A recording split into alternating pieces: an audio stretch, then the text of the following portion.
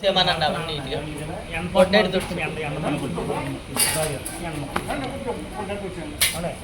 ఎండగొట్టు తీసుకోండి.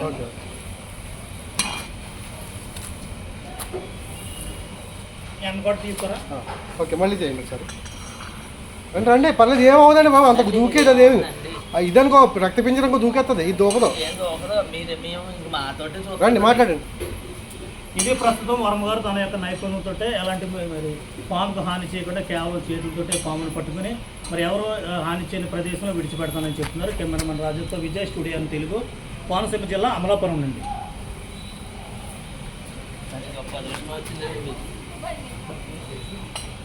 ఆయనకి ఎంత అదృష్టం వచ్చిందో జీవితంలో కూడా ఎప్పుడు ఎలాగో తీసుకుంటారు ఆయన బాగుంది. అది బాబు మేరపోతే